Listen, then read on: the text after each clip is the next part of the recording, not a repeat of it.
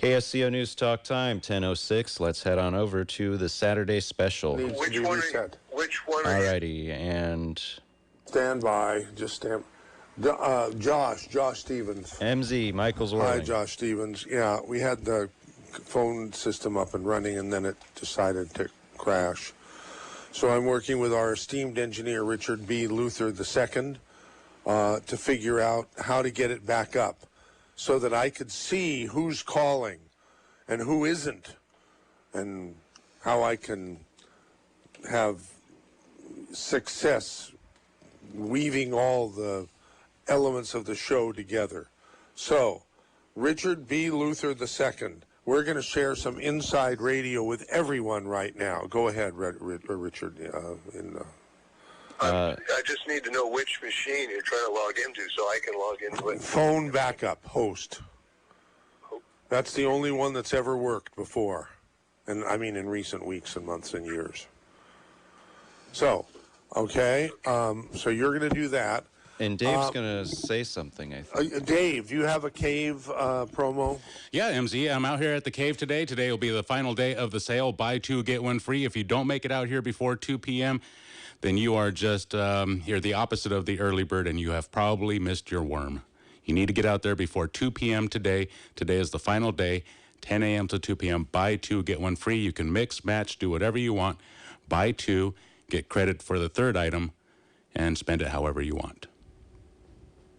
If this sale ends, there may never be another one. Yeah, well, you never know, MZ. Nothing is guaranteed in life, so head down here to the Dave Cave before 2 and pick up a great deal. We still have plenty of stock of OsteoFX, Glucogel, Tangy Tangerine, Arthrodex. We still have plenty of that. So if that's what you're looking for, today is the day to stop by.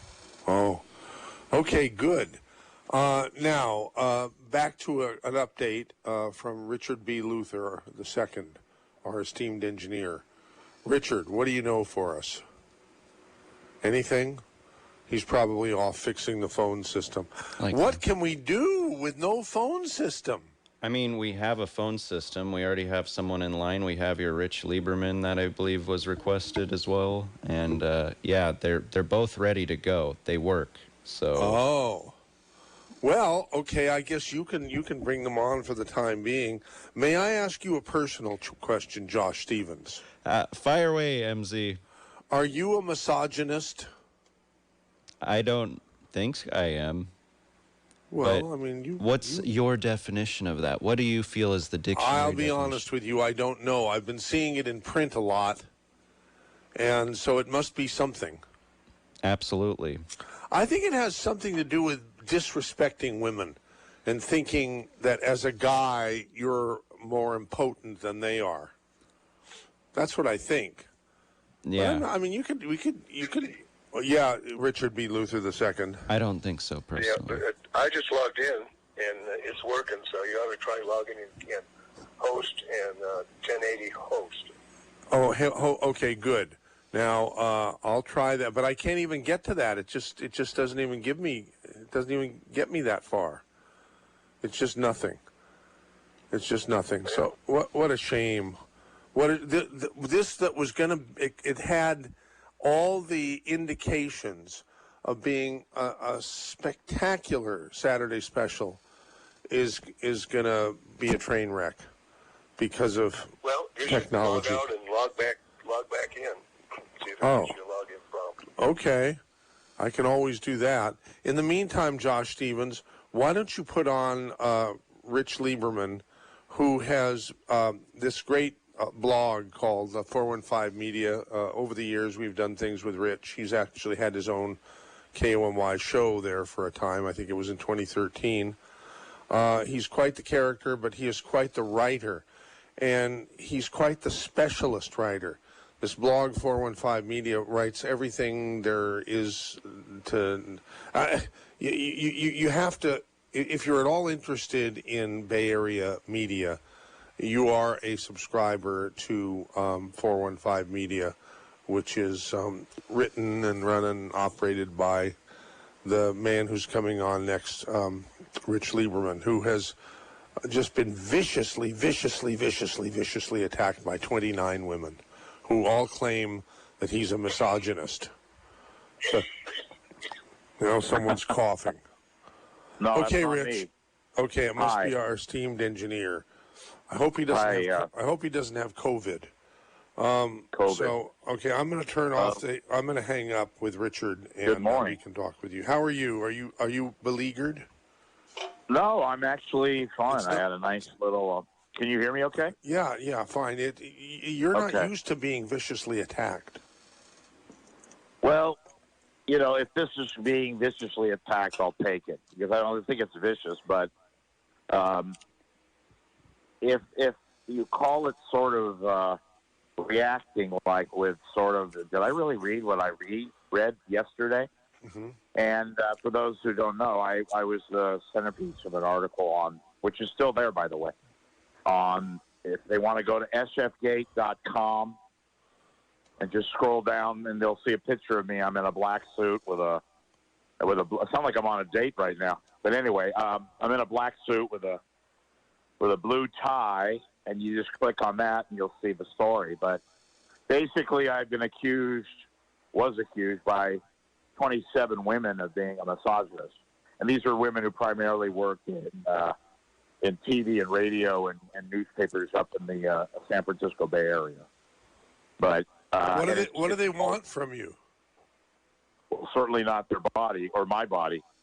I just think they wanted to put me on notice, and it created quite a stir. And I came to a lot of the deductions that are fascinating, and they could be very well be replicated in your area, in the Central Coast, Santa Cruz, Monterey area. So it's not and that's why I think it drew a lot of attention. It's not a San Francisco, Oakland Bay Area deal. It's really something that could be, it could be thought process any neck of the woods, or for that matter, any part of the world. But it gave me a new meaning about, in my short analysis of this, and that the irony of all ironies is that here I thought the progressive Bay Area was progressive in that they were always open to a difference of opinion and a tolerance, right? How many times have you heard the word tolerance? Rich, and here I am. Rich. Yeah. No, I know. Where have you been for the last 4 decades of political correctness? I was on the naive train from London Bridge to London Bridge, the mayor, who also condemned me with a tweet. So, yeah. Okay, let me go. I don't like to do this, but I'm going to read a little bit of, is it still the lead story on SF Gate? 29 female journalists signed letter denouncing SF blogger as sexist. It's written by Amy Graff from SF Gate, which is the San Francisco Chronicle online version. Right. Let's see. 29 female journalists from around the San Francisco Bay Area have united against a local blogger who has made comments about many of them in his posts they decide as disturbing and sexist, commenting on the quote-unquote boob power of one anchor in one story and headlining another boner of the day, unquote. Do you say things like that? I mean, I think I've seen things like that in your blog. No, I actually, I say I've never used the word boner. I don't know how that got there, and I've tried to. But that's another story, but we can get into that. I would like you to read the piece, and then I'd be happy to talk to you at all. He's pitted us against each other, posted malicious rumors and gossip about us, and presented us as objects to be ogled and mocked in exchange for clicks, wrote the TV radio journalists, both past and present, who signed the letter. They call him a misogynist looking for a platform and legitimacy, quote unquote. Lieberman, who has been writing his blog for more than 15 years, called the letter outrageous. The misogynist thing is ridiculous, he said. I'm laughing because it's hysterical. I'm flabbergasted. I guess I could be called worse. Describing himself as a feminist, Lieberman said he treats women with respect, decency, and admiration, and said some of his best friends are women. Oh, were you having fun with this? It sounds like it. Well, of course, and people that read me regularly and know who I am and what I stand for and what I don't stand for, if I can say that with no derision or whatever. Yeah, I was having fun with it because it's so ridiculous. So I'm like, yeah, I mean, I wish in that sense that people could have seen me while I was talking to this reporter. Because, yeah, it's all pathetic and funny. And go on. You can finish the rest. Go ahead. To continue with it, it says, don't say that with any derision, he said. He denied writing the Boner of the Day headline. As of this writing, it still appears on the Post. Lieberman is a longtime fan of TV news that he described as a visual medium featuring attractive men and women. And many of his posts critique anchors. I'm not the New York Times, he said. I write a blog, admittedly a blog that everyone reads. I think I've been very definitive and forthright about women in TV news. It's a visual medium. We react to it. It's not just women. Women watch men on TV. When you turn on the television or go to the internet or what you have, we're all drawn, Lieberman said. It's not just men drawn to women. Women are drawn to men. There are men anchors and women anchors. I'm certainly not the first to gravitate to attractive people on TV who read a teleprompter for a living. That has been the case for years and years and years. The authors of the letter say they decided to speak out when Lieberman was cited as the only source in a now retracted article by Bay Area news group TV critic Chuck Barney and published by the San Jose Mercury News on August 25th. The story inaccurately reported that Trump campaign senior advisor Kimberly Guilfoyle made a last-minute decision to skip a scheduled appearance at KTVU-TV in Oakland, the Bay Area's Fox station. Citing anonymous sources, Lieberman had told the news group she backed out due to major pushback by station staff members, according to the correction posted on the San Jose Mercury News site. Can I stop you for 1 second? Sure. And then you can read, because this is very important. So they took a story that I wrote, which they did say, which is true. I stand by the story. And they being this woman from KTVU, so they used this story that was retracted, but then is subsequently I have new information on that is true. And they used it. So here they are attacking me as a misogynist, but they're taking a story that has nothing to do with women or misogyny, other than the subject matter is a woman, Kimberly Guilfoyle, and who I got a tip from her people, and then one of her spokespeople denied, and I stand by the story. But here they are taking a story. But you could continue, but I want to talk about that further because it's really something that's talk about outrageous. Is this the same Kimberly Guilfoyle who used to be married to our current governor and who is currently the girlfriend of Donald Trump Jr.? Yes, and the story that I wrote, which I stand by, which thankfully the Chronicle published, was after her speech during the week of the Republican convention. I found out that she was going to fly. She still has friends here in the Bay Area. She used to be married to Gavin Newsom, the governor, who was then the mayor of San Francisco. And they broke up, and now, of course, she's dating Donald Trump Jr. Yes. And I had written that I had a source that told me, multiple sources, that she was going to come and speak on KTVU, which is the Fox station up in the Bay Area. And people down in the Santa Cruz area get the Fox station here. Yes. So what you mean sneak? Why do you say sneak?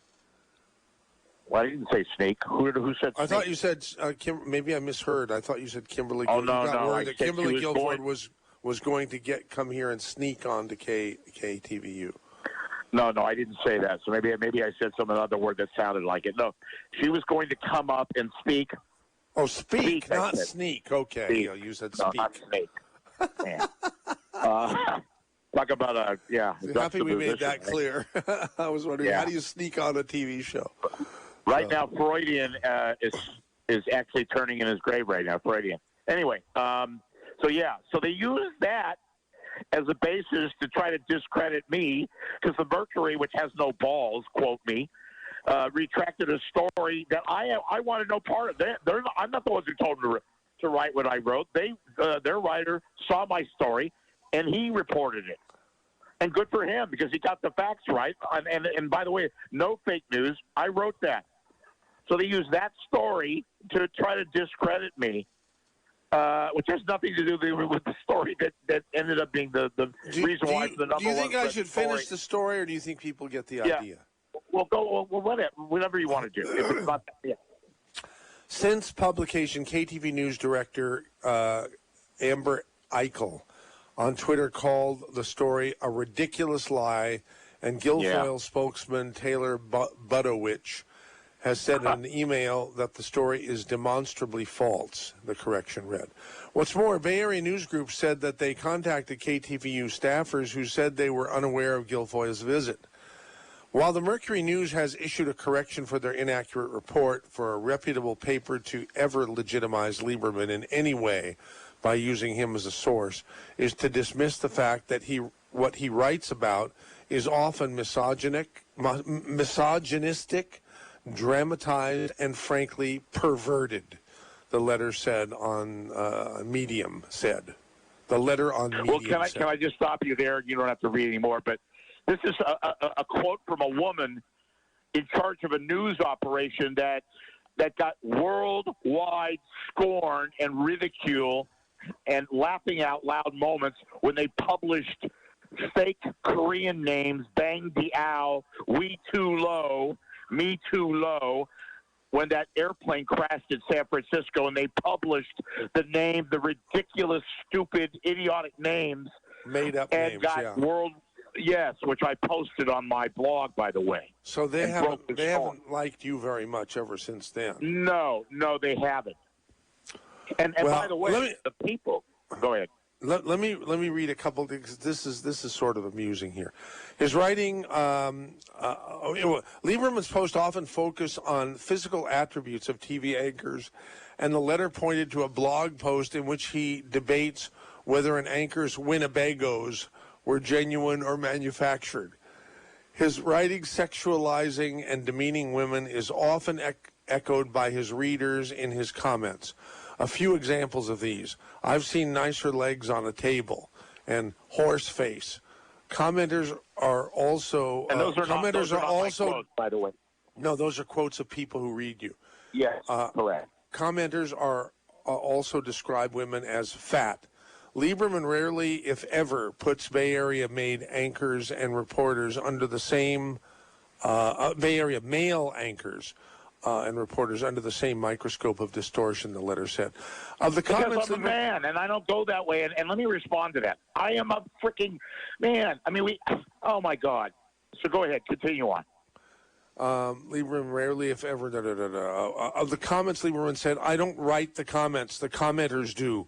I leave them in there purposely. And the comments infantile sometimes, are they? Of course they are. But I'm also saying this is not the New York Times.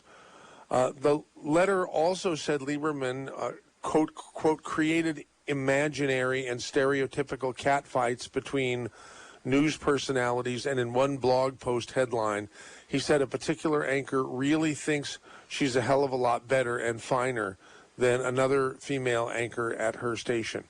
You can Michael, read the letter in its entirety here. Oh, I should, So. Yeah, well, you don't have to, but let me just say something, a couple things. First off, let me respond to things, okay, to the various things. We have, and I'm not going to get into Fox News about their political persuasion. That's really not the point of what I'm about to make. But we have literally a year and a half ago a movie about Fox News and their fetish, and particularly Roger Ailes, who I think everybody knows about, who used to run Fox News and now passed away. But a movie was made about Fox News and their situation and relationships with blonde women. So I'm not the only. They're picking on a blog. And by the way, I love the publicity. Don't get me wrong. I'm going to just come out and say it. I love this publicity. Great. Thank you, SFK. Thank you, women who managed to get this onto the front of the domain. But my comments on this is I'm hardly the first man who's ever talked about oogling, quote unquote, women who happen to be anchors on Fox News and women in general. And by the way, women who also look at men. I mean, years and years and years ago, the very first thing they talked about was a woman was going to anchor a network news, and that was Barbara Walters back in 1976. Why was everybody talking about Barbara Walters? Because she was the first woman that was going to anchor a network TV newscast. And at that time, and I think very much until 10 years ago, Barbara Walters was a very attractive woman. And so I don't think it's a crime to read and write about women and how they look, because women do the same about men. Hello, breaking news. So I want to answer that part. And as far as comments and things and what takes place on my blog, I try to keep it clean, but now and then I let infantile remarks go on there because I'm not trying to silence or censor anybody. If you make a dumb statement, unless it's something out and out crude, I don't use body parts or things like that, then of course I'm going to try to not let those get in. I have no idea how those other things got on, and I think the woman, the reporter, was referring to one of the commenters who referred to a boner of the day. But anyway, Josh, hold on, Rich. Josh, do we have callers? We do. Okay. Why don't you announce a caller? Get Richard B. Luther to talk to me. I'm going to call him on the phone and help me get back into this, because it's very hard for me. I can't manage the thing. Your help would be very nice, but just go ahead and put somebody on with Rich now, okay? All righty. So, well, it's not exactly on subject, but who knows? Maybe he'll No. If it's not on subject, then we don't want it, okay? So just so if you want to call in, and this is our subject for a while. I don't know how long it'll be. Maybe people will get tired of it. Or maybe it'll turn into a discussion of my favorite subject, of freedom of speech. 479-1080. Rich, hold on. 479-1080 is the phone number to call. Now we're ringing. I do not want any callers not on this subject right now. You're not going to hijack the show. If you do, you're going to be hung up on, and you're going to be banned from future calls. Okay, so just keep it to the subject. Okay. And the subject right now is Rich Lieberman, who is an accused misogynist, and should he receive the death penalty as a result of that? When I first heard that word years and years ago, I thought it had something to do with massage, and I loved a nice massage. Who wouldn't, right?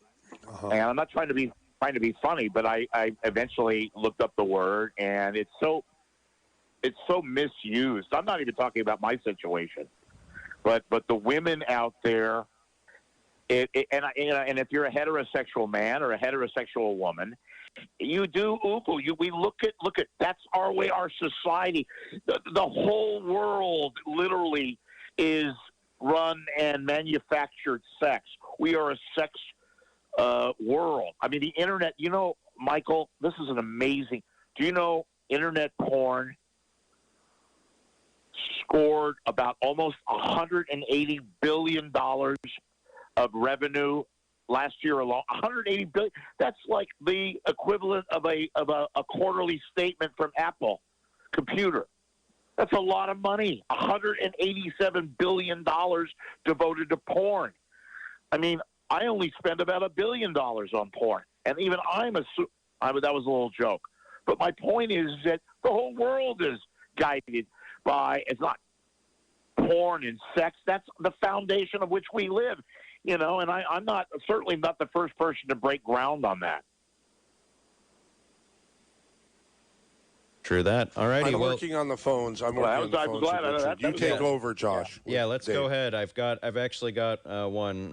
Let's take Steve in Santa Cruz, who is making mention of what they enjoy watching out of the news of the Fox News. Hi, Steve. Yes, hi MZ, and caller. I'm a eunuch. I'm asexual, and I'm against sex over age 30. I think sex should be kept for procreation. Otherwise, it's a big waste of time and energy. And I think we're obsessed with it. We've turned it into some kind of a recreational entertainment instead of what it was intended for. So I enjoy being a eunuch, but I gotta admit that I'm utterly fascinated with the beautiful women on Fox. and it's not sexual. I just like looking at them for their beauty. Martha McCallum has got to be one of the most gorgeous women. Wait a minute. Are you saying that you do not? Do you do anything while watching the women on Fox News? Nothing at all. I don't fantasize about it. I have no interest in that.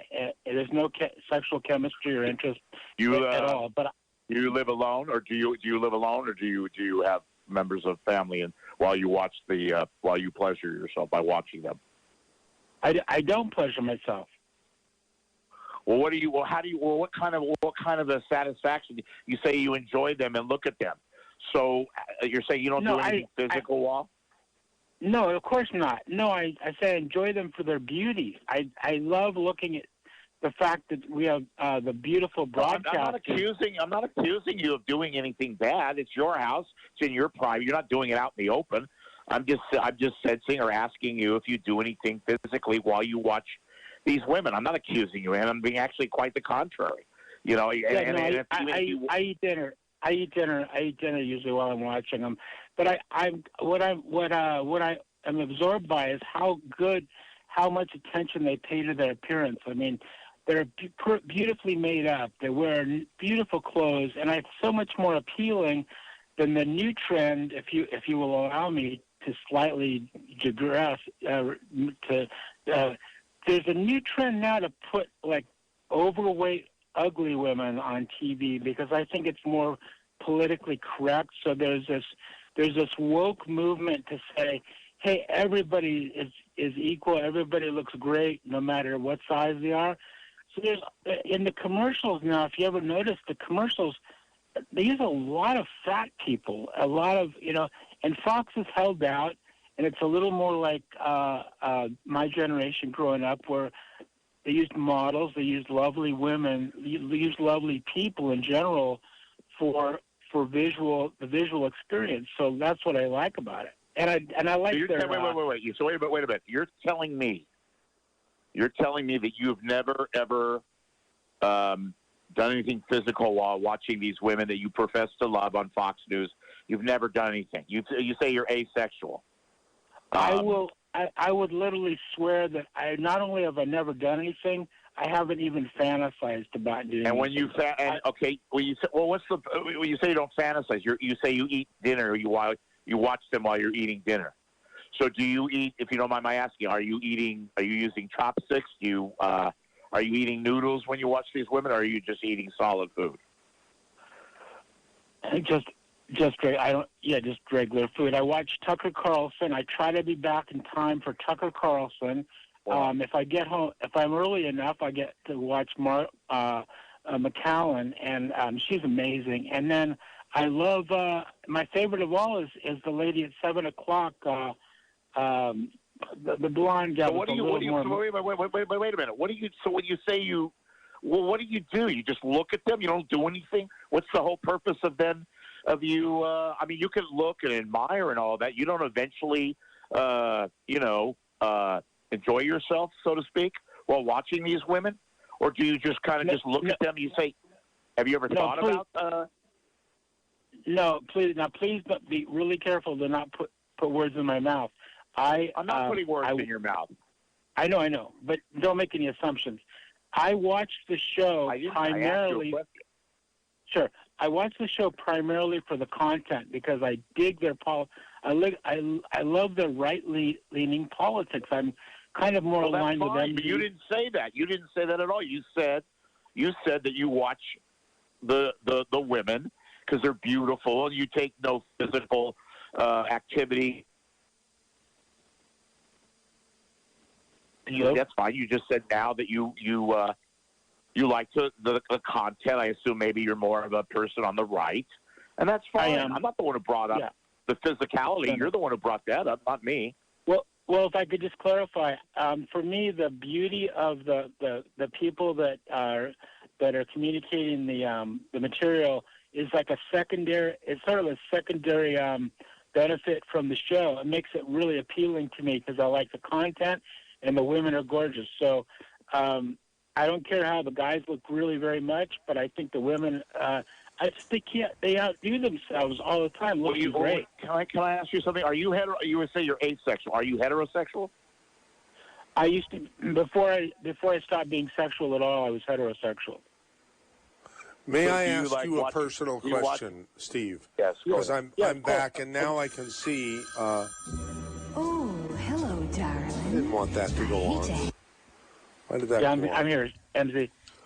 All right. It says on the screen that I finally got up, Steve in Santa Cruz, I'm a eunuch. It should be I'm an eunuch, EUNICH. Did you say that to the call screener? Yeah, I was using that as a kind of a generalization for being non-sexual. So you know, to be more correct, and I've been meaning to do a program on this on KSCO on the Saturday special. We never have. I want to do a program on asexuality. Yeah, I've taken a vow of but eunuch, to me, I've always believed that a eunuch means both your sex organs. You're neither male nor female, and you don't have sex organs for male or female. Maybe that's Right. incorrect. But you announced yourself proudly, presumably, to the call screener as an eunuch. I mean, as a eunuch, but it should have been as an eunuch. So I'm just curious. I'm kind of using it metaphorically as psychologically a eunuch because I'm non-sexual. I renounce sexuality. Okay. Well, wait a minute. Can I ask this guy something? Wait a minute. That's total bull. I mean, look at Jerry Brown. Yeah, I know. He professed to be what you're describing.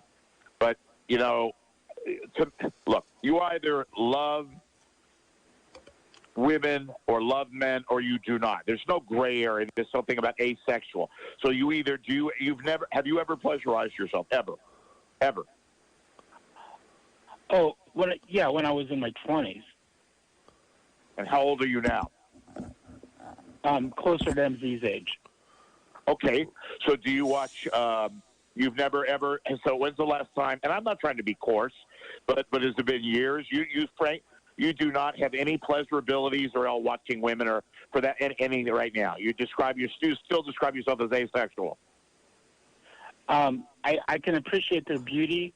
I can enjoy the beauty of them, their physical beauty, without being aroused. Wow. Okay, so is it possible you have something wrong down there?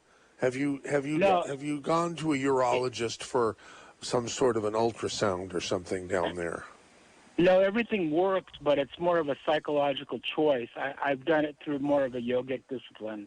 It's basically a yogic process, and if you want to embrace, if you want to embrace, don't be rude, Rich. That's not nice. Go ahead, Steve. Okay, go ahead. This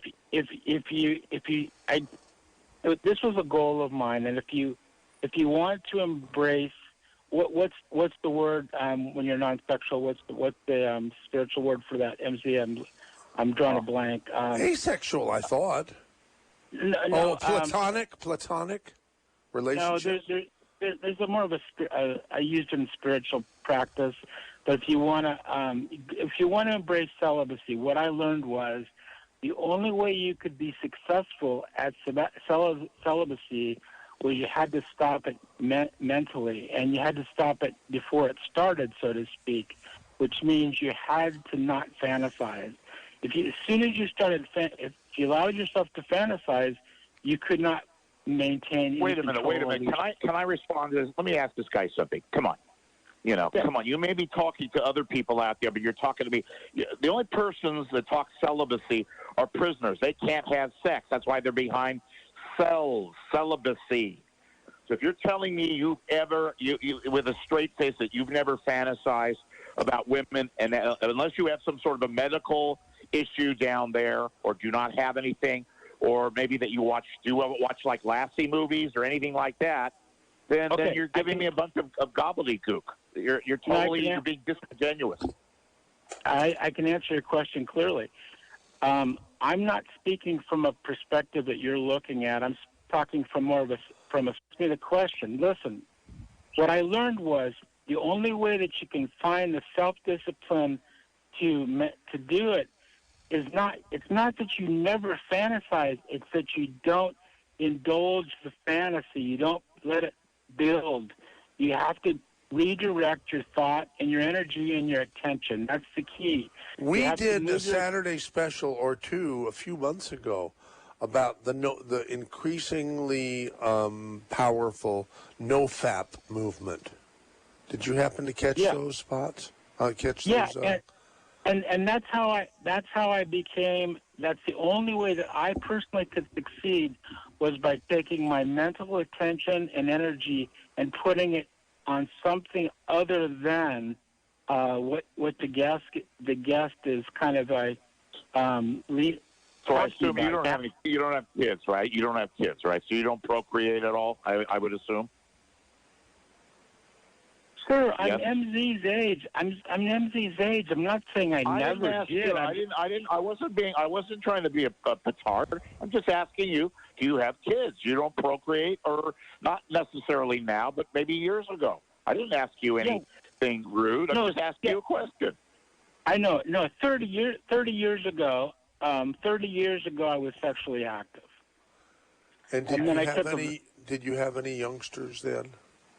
No, I didn't have children, and I took a vow of celibacy after that.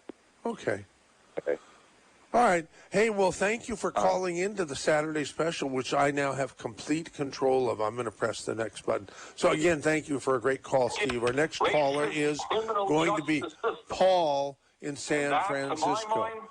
How to legalizing marijuana, eliminating private. I guess we're not going to go there because it's off subject. David in SF, you're on the bleep list. Why? Did you call and say something bad? Oh, I hope not. Hi, MZ. What happened to you, David? David went away. Now everybody's going away. I'm going to put David back on. David, I didn't do anything, but are you still there? Oh, there we I'm go. Here. Yeah, I'm here. What happened? Were you messing with something, Josh Stevens, back at this? No, I think it just glitched out. That's all. Okay. Well, we have our share of glitches, but we do have the best glitches of any radio station. You want to before you want to give the phone number out? Maybe. Yes. You give it out. It's 831-479-1080. 831-479-1080. Okay, and go if ahead, you want caller. to participate via email, it's mz@ksco.com. But go ahead, David. Hey, well, thanks, MZ. Yeah, and by the way, I sent you an email the other day, or yesterday, so you might want to check your box. It's been 50 years now. This summer, actually, was the 50th year since I applied for my third-class radio telephone FCC license with a broadcast endorsement. So, 50 years in radio for me. And so the issue of free speech, when you got your DJ license, so to speak, you basically were making a pledge to the town or the community that you were going to provide them a service, that you weren't going to be, divisive, you weren't going to be a troublemaker, but you were going to provide a service. Now, telling the truth is a service, and so the FCC, gives you a lot of credence for if you end up telling the truth and saying the emperor has no clothes, you shouldn't be losing your license for that. And when I heard your guest there talking about misogynism, 50% of American population, in fact, it's 52% of the American population is women. And if you're automatically, misogynist means that you hate women. I hope you don't hate women. No, I love women. They don't love me, but I love them. All right. Well, that gets into, some other angle, but the idea that you as a radio host should be serving the entire public, and if you have an automatic distaste for 52% of the population, that's not serving the public. And so that's my major issue. with misogynism. It's not a matter of bleeding heart. That's Jesus, man, is the bleeding heart. These Limbaugh types are always yammering about political correctness. Well, political correctness means you don't insult Americans. You don't insult 50% of the population. You don't chase away advertisers. You don't, so the idea of being a good public servant, a radio talk show host, should be providing. It's interesting. Up here in San Francisco, we had a famous talk show host, and he was considered entertainment. He wasn't considered news. And one time he got on a rant. There was a guy that went into a diabetic coma on the Golden Gate Bridge, and he crashed head-on into another car. Dean, what's his name? This talk show host was trying to get him into prison for murder because he was driving with diabetes. And so the idea that... Are you talking about, wait a minute, you're not talking about Dwayne Garrett, are you? Dwayne, not Dean, Dwayne. Yeah, but no, no, Dwayne Garrett wasn't the TJ, but... Yeah, he died, no. But it wasn't that case. Yeah. He committed, sir, wait a minute. He wasn't in a crash. He jumped off the Golden Gate Bridge. Yeah, that's not who I'm talking about. That's not who I'm talking about. I'm talking about a radio... No, actually, Ron Owens. And Ron, the day that crash happened, he got on a tirade, and he was trying to put that guy in prison. And he did everything for weeks to basically get this guy put up on murder charges, rather than, he went into a coma while he was driving. And so you're not talking about John, the guy with the I know you're talking about.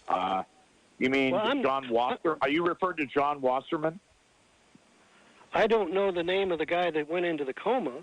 He was in a car crash on the Golden Gate Bridge, and he died. That was in February of '79. Well, no, this wasn't. This was later than that. It's probably in the '90s or thousands. But he was.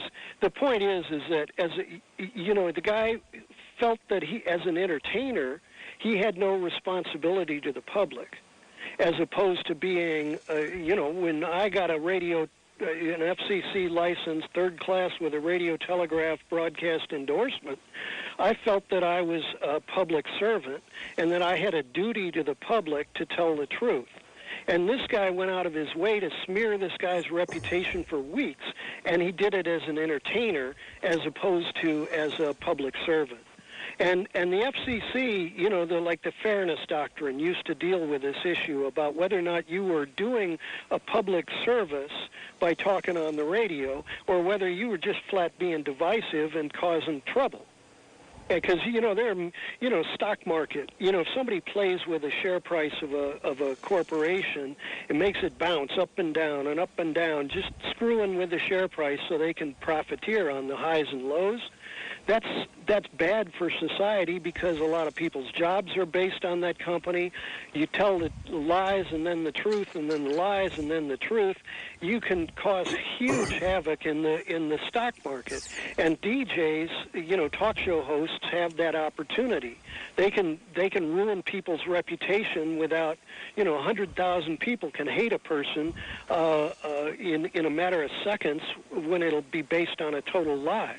And much of what we're seeing right now with, is there riots in Portland? Well, no. Are there provocateurs that are insurance fraud people that are burning down their own buildings and blaming it on rioters? There are all sorts of scams that are going on in Portland and many other cities, burning down properties that have nothing to do with riot. Okay. Well, you're all over the map, but I'll let you. Are we done with this caller, or do you want to continue on, MZ? Or? I think I got my point across. Thank you for getting the point across on KSCO Radio, David in San Francisco.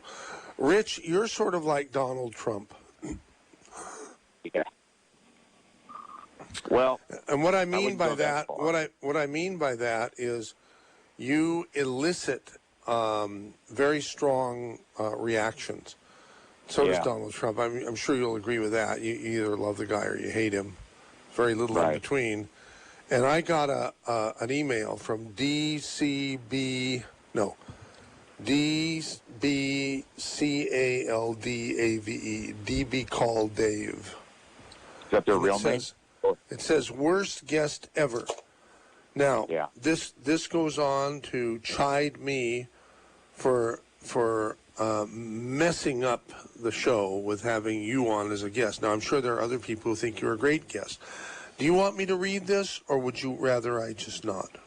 It's very uncomplimentary but it's funny to that me. They're actually they're listening to the show, though. To me and you. Okay, I will read it on the word of honor, on your word of honor, that you will not interrupt me, because that's the hardest thing. You know, I love you, Rich, but you interrupt too much. You are the interrupter in chief.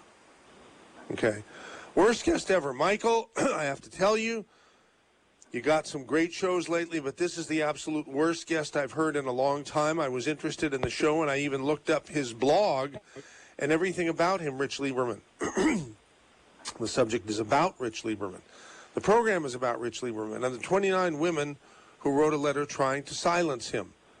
So you get your first caller, who was a man named Steve, who says he is asexual. And he says he watches Fox News and loves to look at the beautiful women. That's a very simple statement.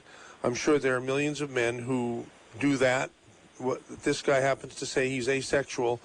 So that's all that Rich Lieberman picks up on, and he is rude in everything he says to him. He questions the guy, debates the guy, harasses the guy, argues with the guy, tells the guy he's a liar. Rich Lieberman is the worst mother bleeping guest you've ever had, and I'm ashamed of you, Michael, because you're just on board. This guy is you're just on board. The guy is trying to say he's celibate, and you started asking him about if he saw the special on not jerking off. Give me a bleeping break.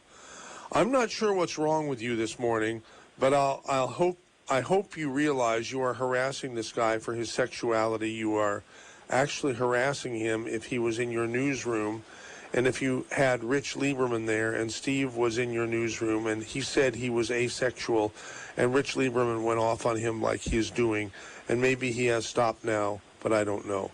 I was all ready to be on the side of Rich Lieberman and you. Enjoy your show this morning, but that guy is the worst. Maybe he's your friend, but he's disgusting. Okay. He doesn't know what's wrong with me. I'm going to tell people I'm going to bare my soul to our audience. Probably shouldn't do this, but I will. I am on drugs at the moment. I'm on drugs for vertigo.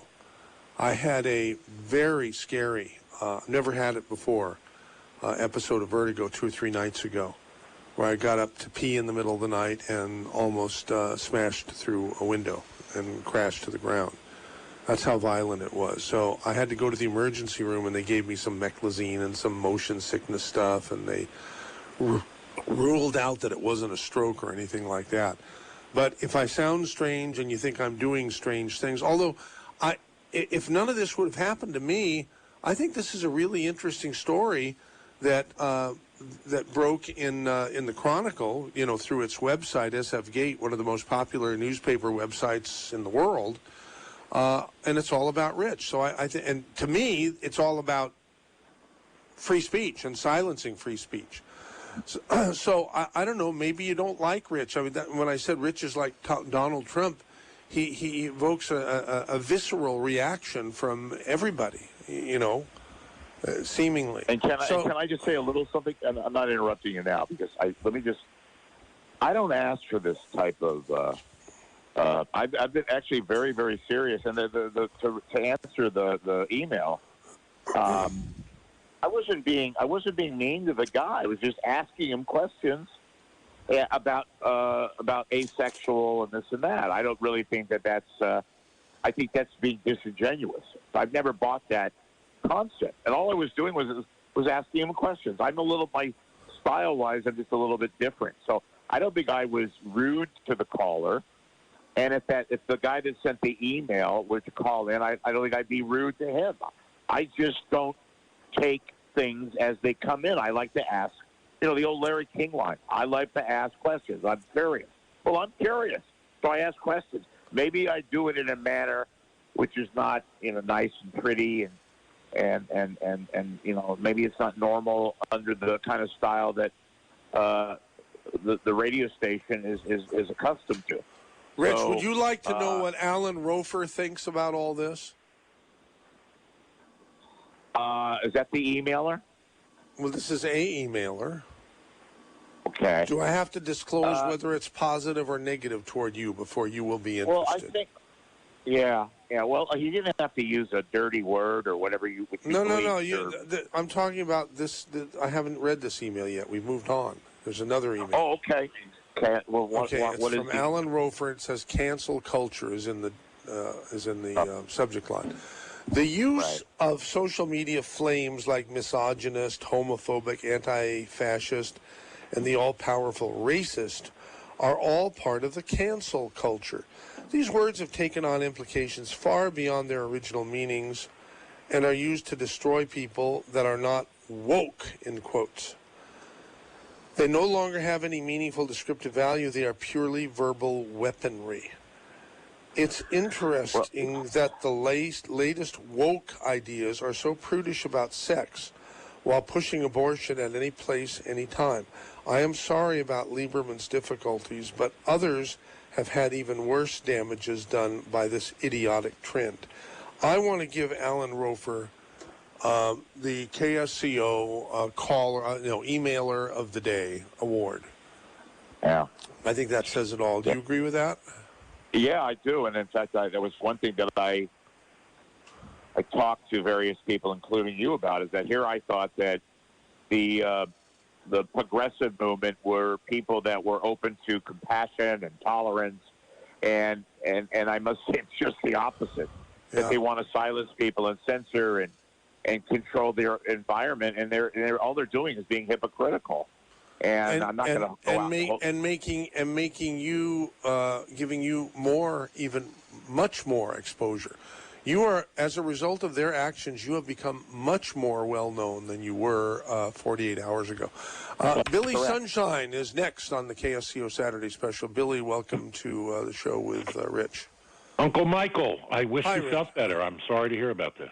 Yeah, thank you. If I'm That's sort a of drag. not with it, yeah. Not fun at all. So, Rich, how are you, buddy? Yeah. Oh, hey. It's Billy Sunshine. You remember me. I know you. I couldn't forget you. Absolutely. You're a very interesting You person. and I suffer from the same problem. We didn't grow up. We're both very immature. And in fact, Z has a little bit of this too. Now, what you need to do is just stop describing women's physicalities. You make people uncomfortable with that. When you were on the radio here, you did the same thing. You know, you're not a bad guy, but you just don't know how to talk to and about women. Right? Real. You get that, right? Well, educate me. I'm curious about that. Well, it's very simple. We don't discuss, even though we think about it. I'm in love with all the news girls. Those are the only women I have relationships with anymore because I'm old and, old, fat, and ugly, and nobody wants anything to do with me. So, but I don't, I wouldn't say anything about them on the air. I wouldn't discuss their physicalities, their voluptuousness, or any of that. I think it, but I know not to say it. You've never had a wife, right? You've never been trained. You think it, but you don't say it? What is that? Do you see the absurdity of that? No, I see that I'm not accused of being a misogynist, and you are. Well, and that's because I'm smart enough. So what? I've been accused of things far worse. I mean, does that mean if you're accused of something, does that mean it's true? Yes. In this case. Okay. In this case, you make women uncomfortable with the way you speak to them. Do you get that? Oh, and you think that that's allegedly what you perceive me to how I describe. It's time now for Saturday Special, Hour 2 on KSCO.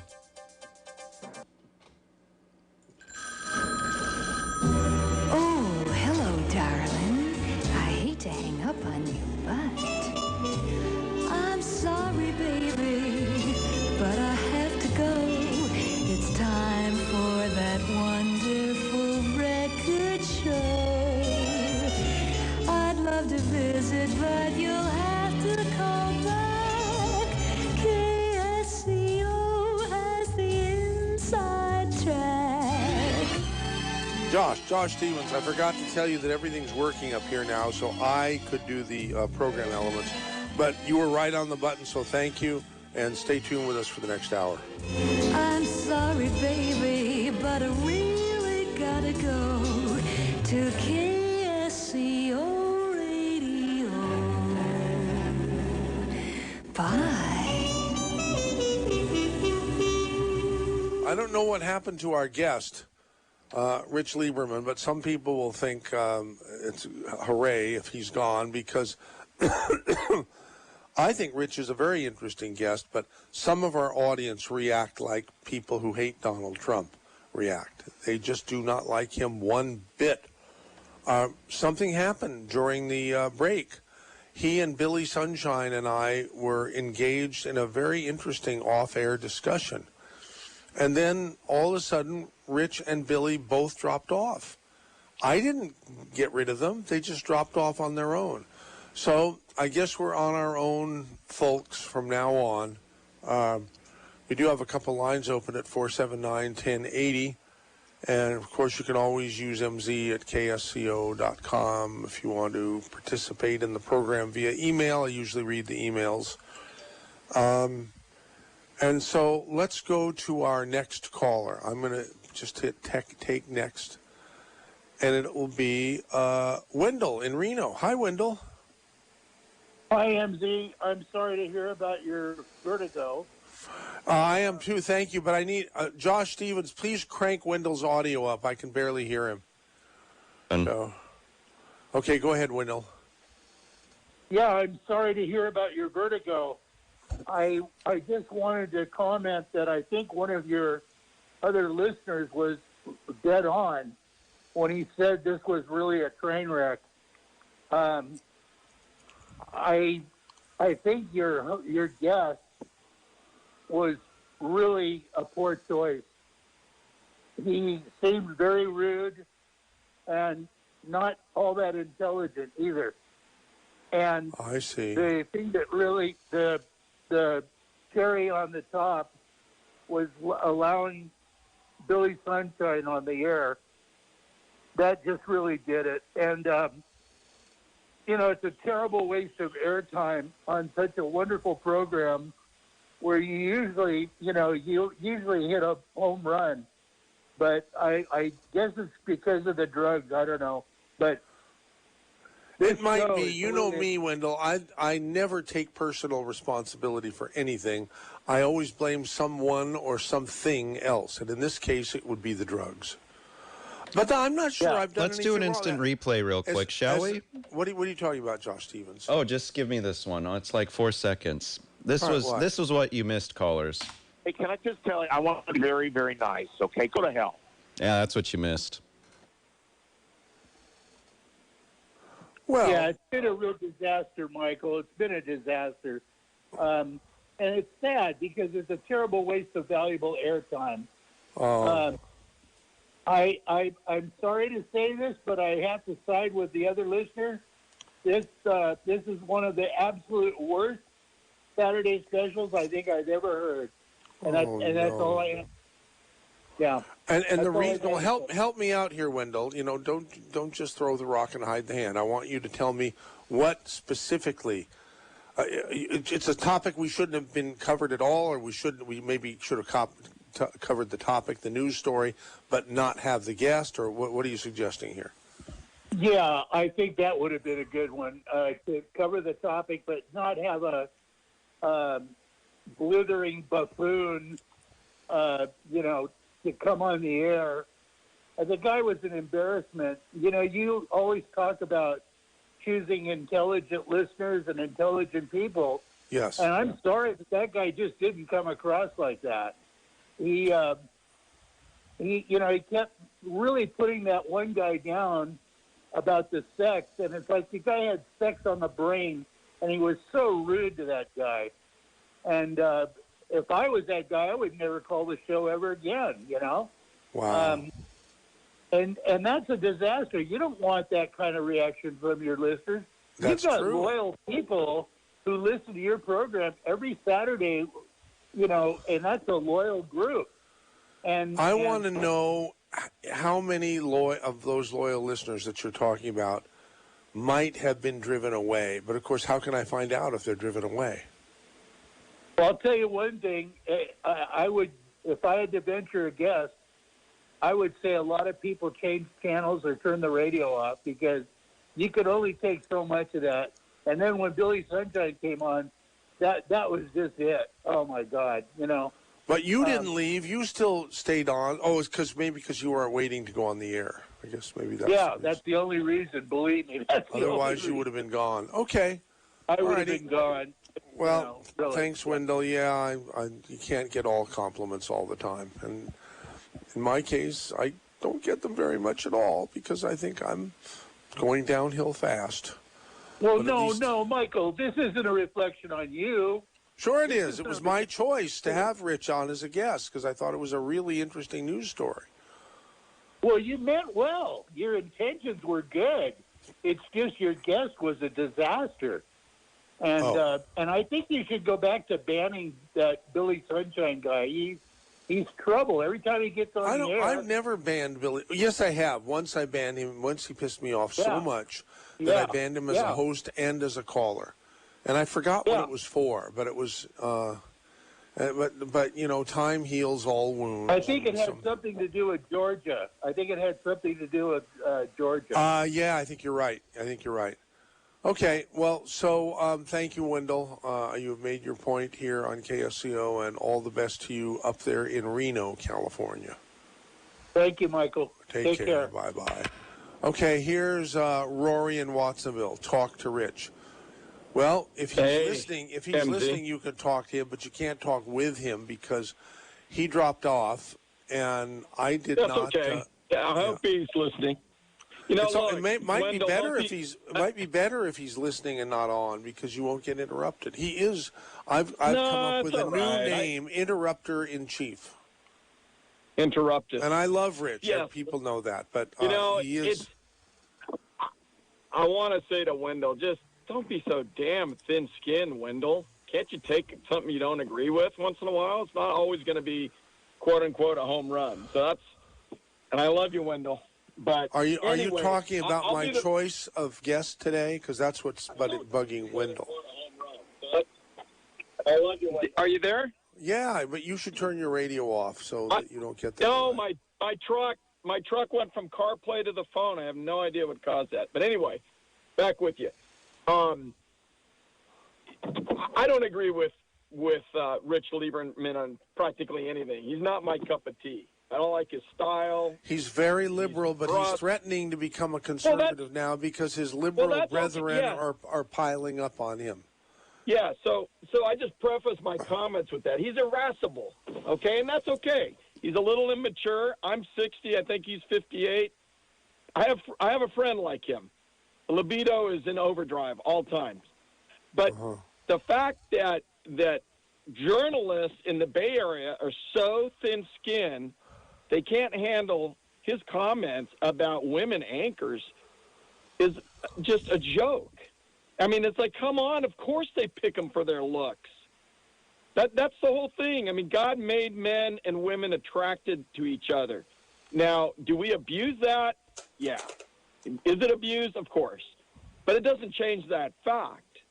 And so for him to be hammered for observing the obvious is just it's laughable. And I hope he continues on and doesn't knuckle under these young upstart squirts with no sense of humor. You notice that, don't you, Mike? Most of the people on the left have zero sense of humor. It's like, come on, you guys, lighten up a little. So anyway, that's kind of my comment. He's not my cup of tea, but I wish him well. And what was the old saying? Bad publicity or no publicity is no bad such thing publicity. as bad publicity. Yes. So anyway, and I appreciate the show. I didn't know anything. I'd heard a little bit about it, so thanks for shining a light. And so many people think Rich is an incredibly talented person.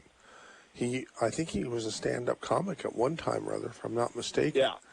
So and anyhow. I don't wish him. Yeah, I don't wish him ill. I hope he weathers this storm. The other thing is we should maybe next week at some point do a complete round up on the fires, get some experts in on both sides, and find out what happened. Why was that fire allowed to burn for so long unchallenged? Okay. That's something that needs to be done on a Saturday special. Sounds pretty good Michael, to me. All the best, and remember Wallach's vertigo. Talk to Wallach. He'll help you out. Okay, thank you.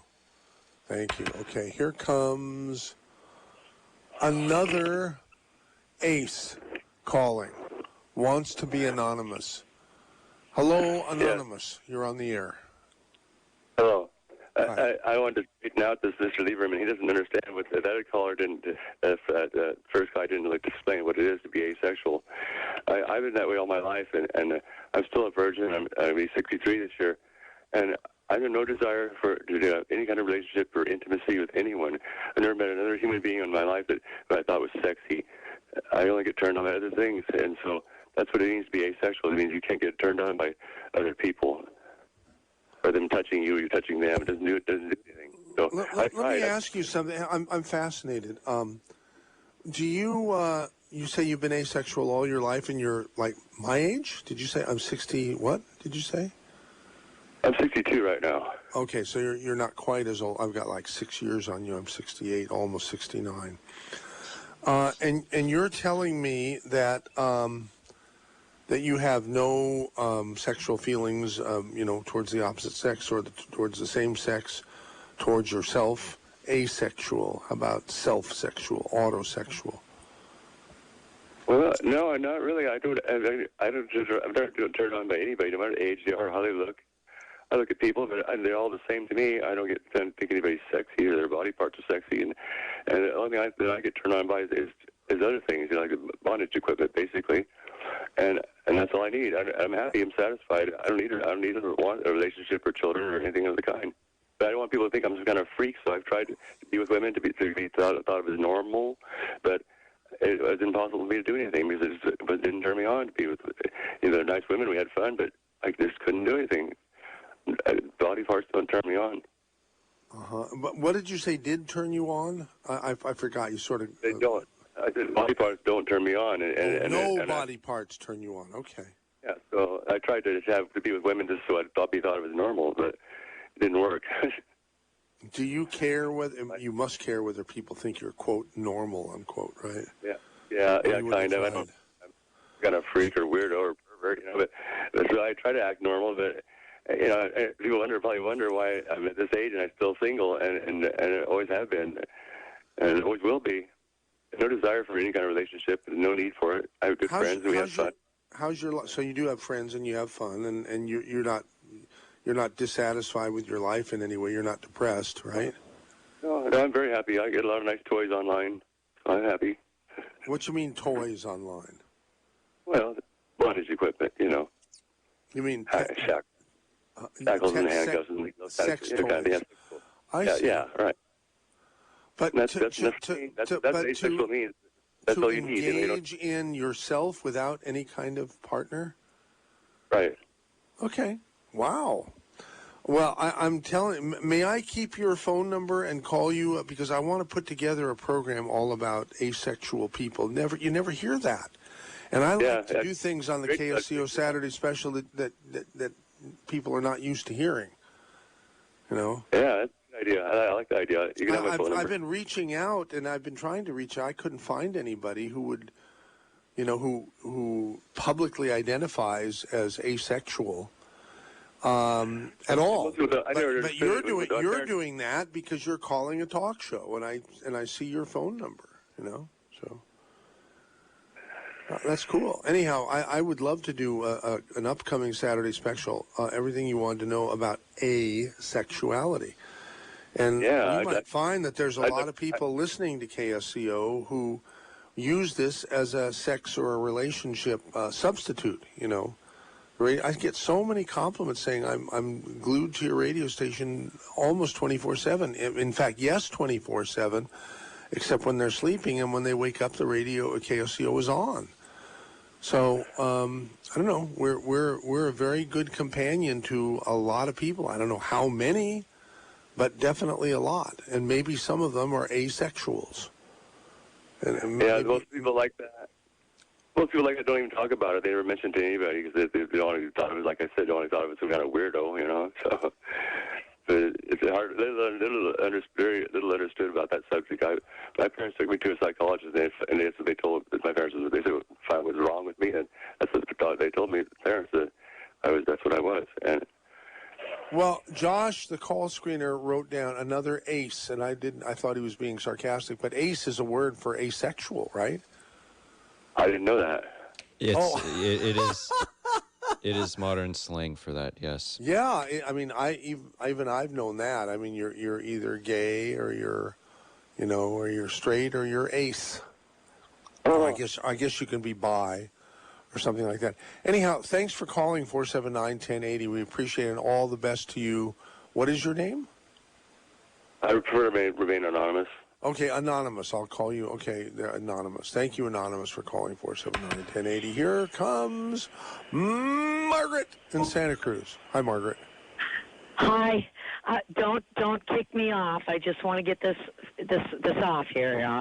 But for your guest, assuming men beat off on TV news anchors, I mean, ew. I mean, that's just creepy. I mean, a beautiful face should never equate that creeps are masturbating. It's a very spiritual, low vibrational thought. I mean, women are very complex species of humans. We get PMS, we get post-PMS, we get pre-menopause, menopause, now known as menopause mind, post-menopause. Childbirth is a whole other cycle, the pregnancy, the post-pregnancy issues, the nursing issues. These are cycles and phases that affect the body and the mind and the psyches of women and the men and children that are involved with these women. Now, women deal with other women stealing their boyfriends and husbands. So it's tough being a woman, but it's wonderful, wonderful being a woman when you're loved by a really great guy. And women aren't perfect, but a misogynist is a really big word, and it's usually misapplied, just like the word racist. I mean, a misogynist is a sexist or a bigot, and so that is what a misogynist is. But that guy, the guest, was really gave me the creeps. The creeps? Yeah. I mean, to think that just because a news anchor, yeah, she's got the big Botox or collagen-injected lips. I mean, that makes guys think, ooh, what could I put in those lips? I mean, I know that.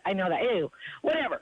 But, I mean, to assume that men do that because women look like that, I don't know. It's so complicated, but I just thought the guy sounded really, really creepy. I'm trying to figure out what those 29 women who wanted to get the word out that they're not happy about his alleged misogyny want from him. That's what I don't understand. Yeah, women aren't perfect, and they have to stop acting like, you know, they don't go through these cycles of womanhood that affect all of us. They affect other women, they affect children, they affect men, and it's really rough. Are you talking about the periodic lunar cycle? Is that what you're talking about? Yeah.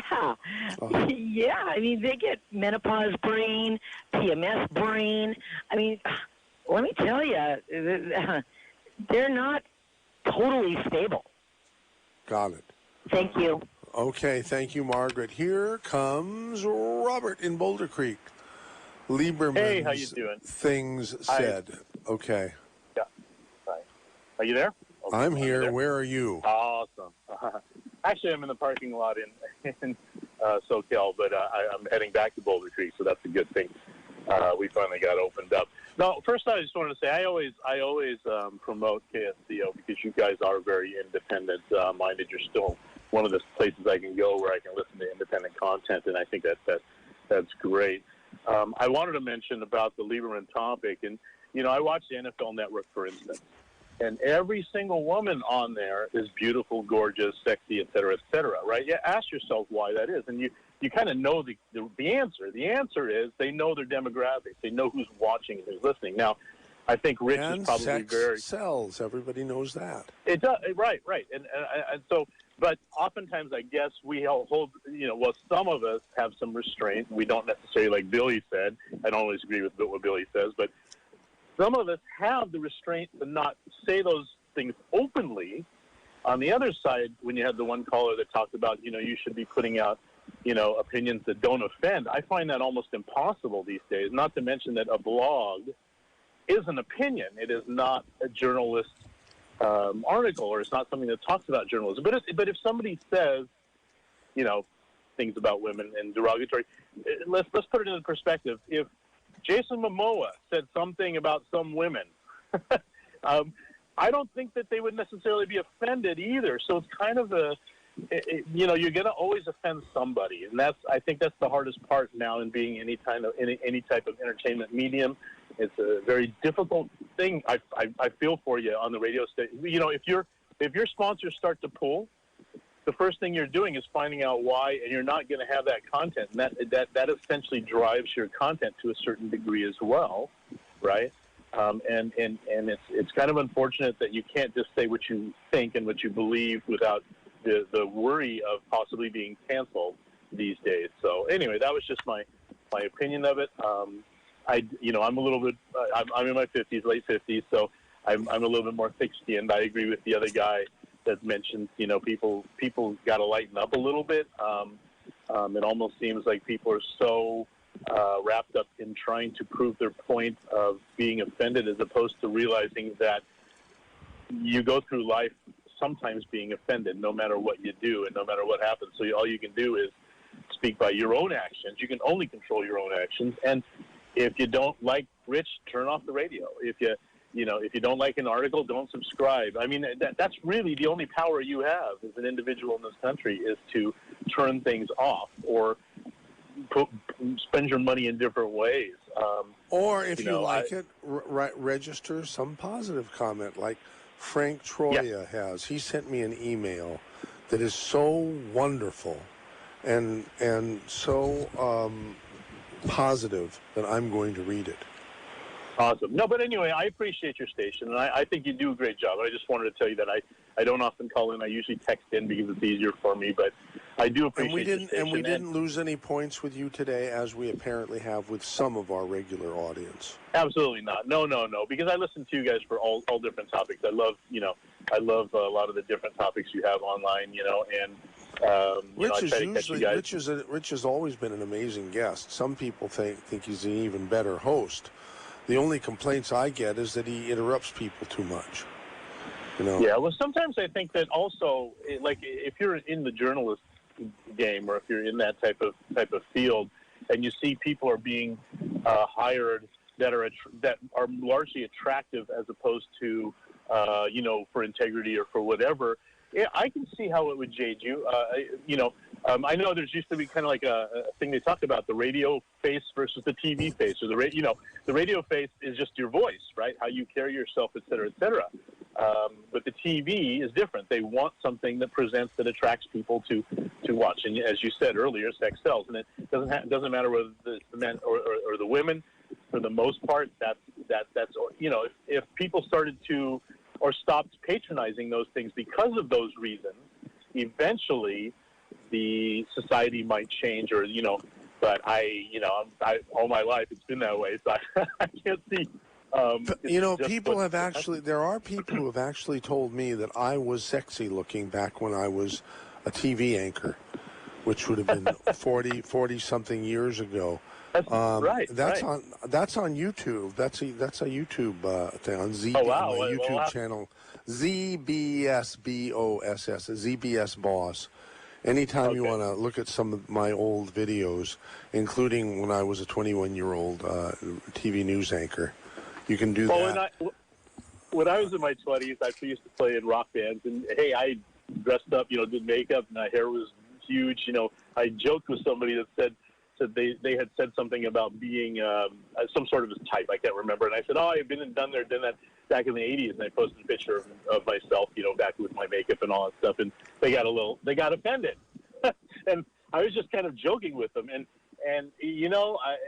the hardest part about society these days is you can't joke about things because, and a lot of comedians talk about that too, right? Is I would not want to be a comedian these days. You can't. I'm going to joke about things anyhow, if I think there they're you, funny. and I appreciate that. Because that's part of who I am, and I appreciate people with good senses of humor. And I do not appreciate humorless people. And it seems to me that there's more and more of them around these days. Maybe humorous people who have become humorless people. Anyhow, maybe it's more that I was just saying maybe it's more that they're not given a medium, or sorry, maybe the people that have humor don't really speak out, because they don't want to be blasted, they don't want to be bullied, et cetera, et cetera. So maybe that's part of it. We're out there, is what I'm saying. Anyway, I appreciate your show. Thank you very much. Paul. Robert, I'm sorry, we're going to be going to Paul next, I think. Yeah, Paul in San Francisco, creating millions of jobs. Good morning, MZ. How are you Yes, feeling? This is Paul Kangas in San Francisco. The Paul Kangas, yes. That's right, the Paul Kangas. I'm an official FEC candidate write-in candidate for President of the United States. But here's what my campaign is: to raise teachers' pay by putting 1,000 solar panels on every school, and also build 100 solar-powered houses with 100 solar panels, fourplex houses. So I approached state senator with this idea. And you know what he did? He wrote a piece of legislation to support my idea, and it's been introduced in the California legislature. Well, I like that idea. I think teachers are very important, but maybe I'm wrong, but I think there are a lot of teachers who aren't very good. I would be very supportive of. I'm not at all supportive of tenure. Maybe I would be if there was some test to achieve tenure. So many positive, reviews from students or something like that. I don't know. Let me finish the idea so you understand. Sure. If you build schools with 1,000 solar panels and houses with 100 solar panels, the surplus energy is then sold onto the grid at a premium, like 49 cents a kilowatt hour, and then the money is earmarked for teachers' pay only. So instead of just raising property taxes, we now have an unlimited source of money. The sun produces energy that's unlimited. Solar panels last 20 to 30 years, and so you pay off the cost of the panel in 7 years. So you got gravy for like 10, 15, 20 years coming from the solar on the roof. And so I introduced I think that's idea. I think that's sort of and maybe an excellent idea. Thank you. Hey, are you thinking that part of Prop 13 might go away after this next election? Yes, but you think it's going to pass to treat the commercial part of things differently? Yeah, and I just saw Bernie Sanders' speech today, and my response to Bernie Sanders' speech is he doesn't go far enough. Here's what I would do to increase jobs in the United States. As President of the United States, I will shorten the work week for federal employees to a 30-hour work week. That way you could hire more high school graduates into the federal government to work for the federal government. 30-hour work week, 40 hours pay. And that way it would create millions of jobs. But so would building solar-powered houses. So Senator Wiener has introduced my legislation to build fourplex houses with 100 solar panels anywhere in California. If you own a piece of land, a lot, under this law, if it passes, which I believe it will this time, you will be able to build that house no matter what the zoning law is, where all these single-family homes are being built. If you own a lot and your house burns down and you've got an empty lot, you can, like Paradise, California, you can now build a fourplex house. And the law requires it to have 100 solar panels now under the California law requiring solar on all new construction. Then you can sell the surplus energy onto the grid and make money from solar, and that way put a tax on PG&E basically, and then you rent out 3 units. So a teacher buying one of these things, in Freiburg, Germany, where I lived 7 years ago, they have such a policy where you go into a bank, you take out a loan if you're a teacher, you get one of these fourplex houses with 100 solar panels, And so you live in there, you rent out 3 units, and you sell solar. And so you're basically living in this house for rent-free because you've got income coming from solar and income coming from tenants. And so the teacher is being subsidized this way in Germany so that they get low-cost housing. And this will actually, under Moore's Law, will lower the cost of housing throughout California, wherever these 4 places are built, because the solar energy will be paying off more and more of the mortgage every month as we raise the rate on PG&E of what you can get paid for solar.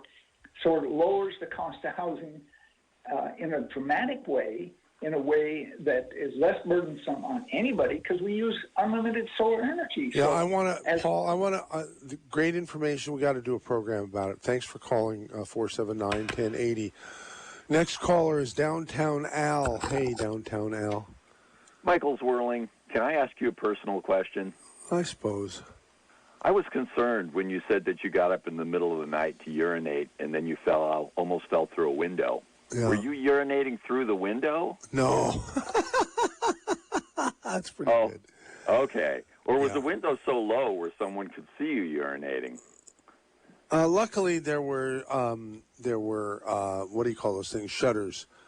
So I banged against the shutters 4 or 5 times to the left.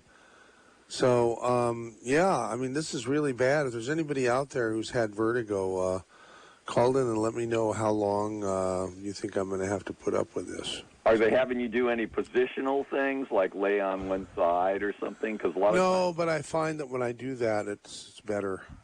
Oh, yeah. And when I do it with another side, it's worse. Because there are these little crystals in a semicircular canal in there, and a lot of times they detach, and they'll have people lay on one side, and they reattach, and it goes away, and oftentimes can be very simple. And have you ever had such a thing where the room spins? Yeah, but real temporary type of thing. Yeah, well, that's where mine is. It lasts for just like a split second or 2. Yeah.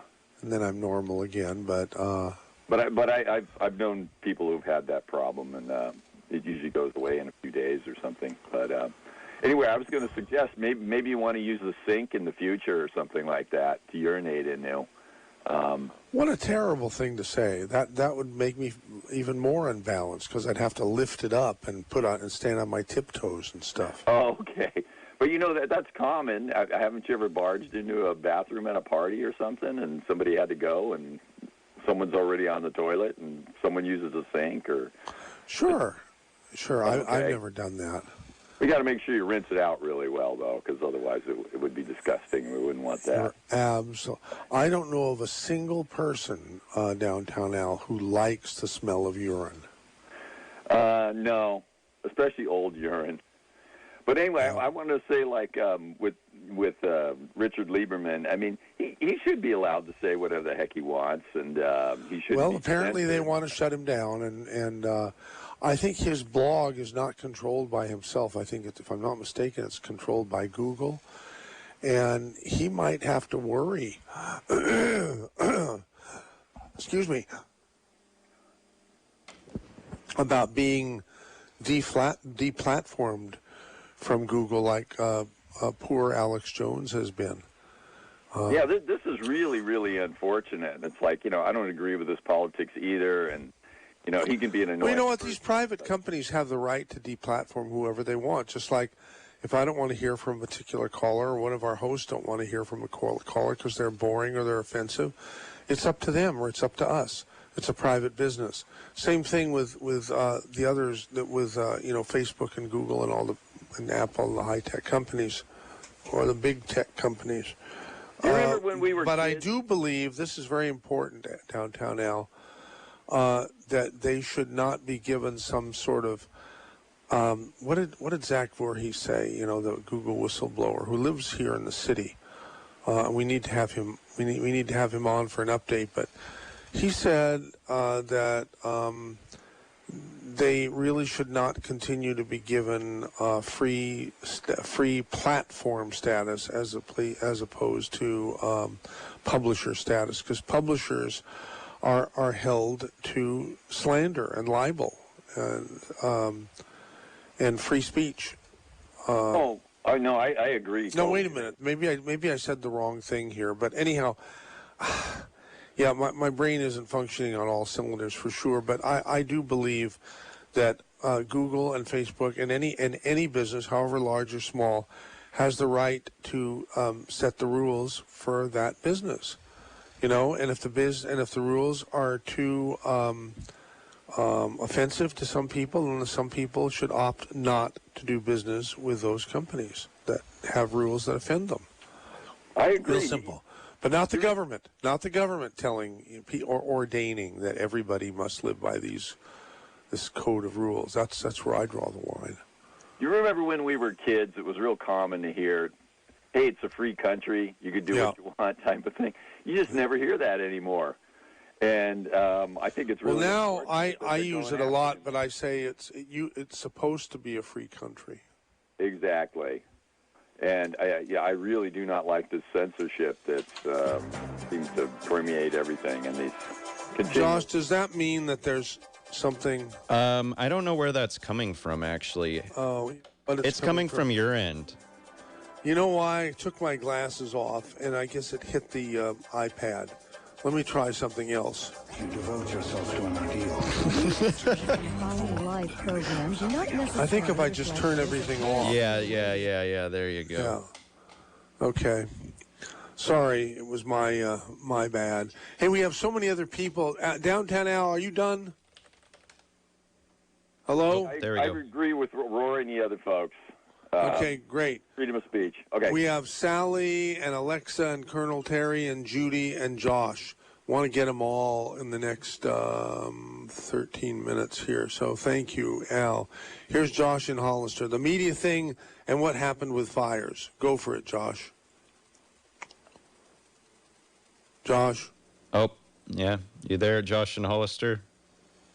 Yeah, sorry, I had the face at the mute button. No, everything in the media the last 6 months, 8 months has shown you who you can trust and what the truth is.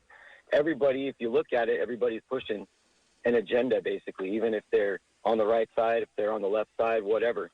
They may not even know it. Everyone's afraid to ask the simple, basic question.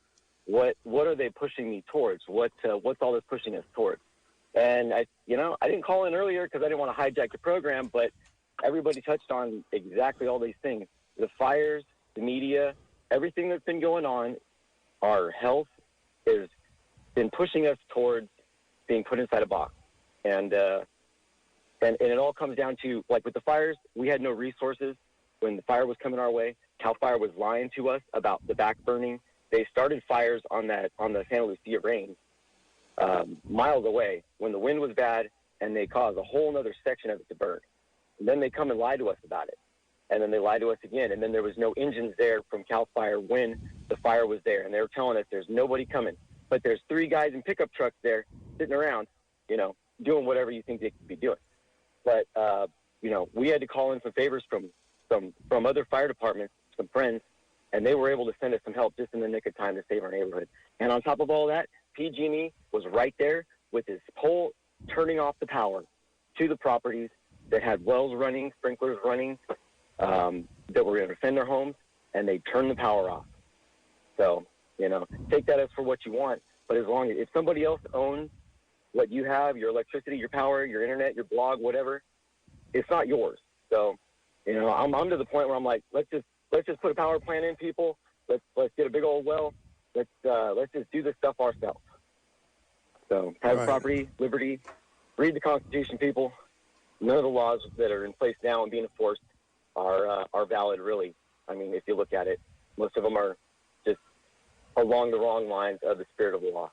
The law is supposed to give us protections of liberty so that we can exercise our rights and pursue our God-given, desires and goals.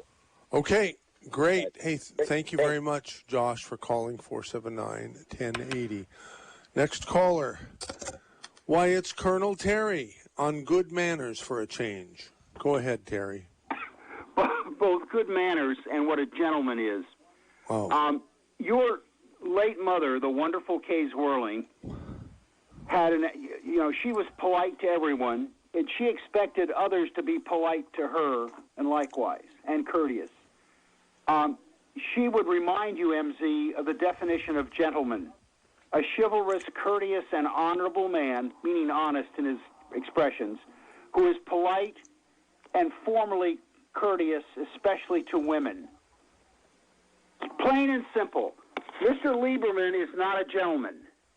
And your mother would be very critical of having him, especially if you had read some of the San Francisco Journalist's article by the women condemning Mr. Lieberman's misogynistic abuses of lady journalists. What do you think my mom would have said or done? She would have said he's off the air on KSCO, and she would have criticized him as failing to be a gentleman. You don't. I learned in the 4th grade, or sooner, from my mother not to ridicule other children for their appearance in a way that was abusive or unfair or unkind. That carried forward with me as a gentleman. The things he said about women is just misogynistic, abusive, rude, crude, ungentlemanly, and absolutely was abusive. And your mother would have condemned it. I read the article here. Shall I quote some of it for you? Well, I think I already read the whole thing, didn't I? Well, I didn't hear the first part of the program if you did. Yeah. At any rate, one of the kindest things he says is about a lady reporter is he's seen better legs on a table. That's perhaps the most generous. That's irrelevant to responding or describing a reporter and her journalistic performance of her professional duties as a journalist. We're not talking about a lap dancer, okay, or a burlesque performer. And Mr. Lieberman, really, he's so ungentlemanly and crude, and he's got a psychological problem about women apparently all his life, if this is where he is at whatever age he's at.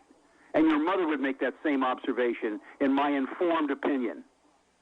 Okay. Okay, so carry on. Don't have him on anymore. Unless he wants to talk about something substantive, like why Trump should be unelected and removed. Oh, he would love to talk about that. Have him on about that. He and I have fights about that all the time. Well, I think you're going to have fewer fights because more and more truth is coming about Trump, MZ. Did you and I make a bet, Colonel Terry? I forget. Did we? No, we haven't had that on. But anyway. We haven't made a bet yet. Are we going to? What, you think he's going to win? No question. Well, let's bet an expensive dinner. Okay. What's that wonderful Santa Cruz restaurant in the Shadowbrook? Okay? Yeah. The loser buys the winner Shadowbrook dinner for a date. Okay, so I have to. It would be considered a date. Can we each bring dates? A date. Do you have a wife still? I have a lady friend. Yeah. Oh, okay. Yeah. We'll talk. Anyway, and also I'll be happy to debate anybody in a polite, structured way about why Trump is both a national security risk and he is damaging our national cohesion long term to remain in office. Oh, Colonel Terry, I'm so sad that someone so smart has such a case of Trump derangement. I'm smart, and I voted for him because I wanted I wanted immigration enforced, and I wanted the trade deals done. He did neither one adequately, and then he's a national security risk with Putin. Okay. Okay. All righty. Thanks for calling 479. Real quick, I had a caller allege that Kay actually kicked your guest out and said she will never, or she said she will never have him on the air again. So I don't know if that for a fact, but someone said that. Well, I wouldn't go that far, but and Rich is not proud of this himself. He told me to please never mention it again. So I guess I won't. But something along those lines happened. So okay. By the way, our next caller is Alexa. Can relate to MZ's spinning moments. Oh, I want to hear what you have to say. Yes, and years ago I was diagnosed with Meniere's disease, and I believe that Dr. Wallach would be able to help you regarding that, and I lost my hearing, which I regained part of, and it's an inner ear, and it can be related to stress as well. And so when I'm going under a lot of stress, I have to meditate because I can't take medication. And so all I can say is that maybe you need to have an inner ear imbalance specialist, because if your hearing is not affected, it could be a difference between Meniere's and another disorder. I live with it every day, and when I had an attack, I couldn't, to this day, I can't get into a 10-story elevator. I have to use stairs because heights are a problem. And so I have had to work hard at keeping myself normal, because I can't take any of the medications that would solve the problem. So if I were so you, far I can. So far I can. I think the meds are helping. Okay. Yeah, I'm okay. And I think I'm okay. You haven't vomited uncontrollably? No, Okay. not once. Much as I love the thought of vomiting, I mean, seriously, it's like the best thing about losing something is how good you feel when you find it. I look at vomiting the same way. Right before I'm going to vomit, I can't imagine a worse feeling. My face gets all warm and everything, and then all of a sudden I flash all over the place, but then I feel great. Yeah, for me, it lasted as much as 3 days. And I couldn't stand up. I had to crawl on the floor. And it's the scariest situation anyone will ever have. And so I've heard Doc Wallach many years ago mention Meniere's disease, and yours may be totally different. But I'll find out, though. But thank you for reminding me. I'll check with Doc, because I can talk to him pretty frequently here. Yeah, and he's going to diagnose you really well, because he hit it right on the nose. Great. And it took me 5 years, so back then, a long time ago. I've lived with it for over 35 years now. All right. Well, sorry to hear that, but at least you've lived with it. Thank you, Alexa. Here's Judy in Live Oak about vertigo. Judy, you're on. Hi, but quick, I want to say you banned Billy because he called you a Nazi on air. Anyway, I just wanted to get that over before I get. That's why you banned Billy. that was the other I heard guy. it. I heard him call you a Nazi on air. That was a show you did. Anyway, that's okay. Listen, I was diagnosed with vertigo. We have a lot in common, Michael. I was diagnosed with vertigo. It's obviously because of the masks. I mean, how come you haven't even talked about that? Do a show about the mask thing. I mean, it's the mask. Don't you think it's because of the mask? I mean, I was reaching down into my refrigerator and like almost blacking out about 2 months ago, and then I was really bad. My sister in Southern California, she's a Christian. Anyway, she said ginger. I used ginger that night. I used a lot of ginger. It helped. I was like better. So ginger's a natural reliever of it. But I've never had it bad like that caller that just called like that. I'm much better now. But I was legally diagnosed with it by a doctor, sort of. She said I had vertigo. Anyway, I'm not on medication. You'll be fine. You'll be fine. You're not wearing masks very often, are you? Not very often. Only when I have to. When I don't have you to think go it into was a caused? business. Did you ever have anything like that before you wore masks? No, come to think of it, no. Okay, didn't you put it together that this is a mask thing? I mean, I'm not trying to be paranoid here. It's just obvious. And then I want to mention that woman that called after. She sounded like a woman, but she could have been don't throw me off for air saying transgender, because that is a common thing. Very many. I people would never do such a thing. Say transgender. Okay. So a lot of these newscasters are transgenders, and they do have And that woman called in, supposedly a woman, and she was raving about how they are all menstruating and imbalanced and messed up. Like she thinks that God made women messed up. I think that woman that called in is not a real woman. She even said they. She kept saying they are all messed up. It was like a misogynist gone wild talking about how messed up women are. That was not a woman, in my opinion. I don't care. And the other thing, there's a video on YouTube for Mr. Terry talking about Donald Trump. Donald Trump is backed up by the good people in the military who asked him to run for president. They promised they would protect his life. They've had over 25 assassination attempts or more. There's been a rocket sent him. They sent a drone up. They almost broke down. There's a war going on. But there's a wonderful video that's very positive. I want you guys to hear. It's called the Trump. Okay, Michael Tellinger started Ubuntu. Michael Tellinger is a South African man. You started to say the name, and then you... And the video is called Trump Takes Control of the Fed, Leads the Way for Other Countries to Follow. It was posted on YouTube. It's only 25 minutes long. It was posted on YouTube on May 8th, 2020. Now, I have backup information to back that up, that Judy, the Federal thank you. Reserve is in our hands. Thank the you for IRS that will be no more. Okay, Thank great. you. Thank you. Here's Sally in Royal Oaks. Hi, Sally. Hello. I'll make this short and sweet. Been Thank a lot you. of ranting going on. So much ranting. Yeah, and you sound tired, and I'm sorry about that. I'm going to keel over at the end of the program. Well, I forget, probably maybe within the last 10 years. I'm almost 73, but within the last 10 years, I had an incident of vertigo. I felt like it was like the room was spinning and everything. I didn't know what was going on. I didn't take anything. I'm not saying you shouldn't take something. I didn't take anything. I was concerned about it. It went away. Then I found out, talking to other people, especially as we get older, downtown Al is right.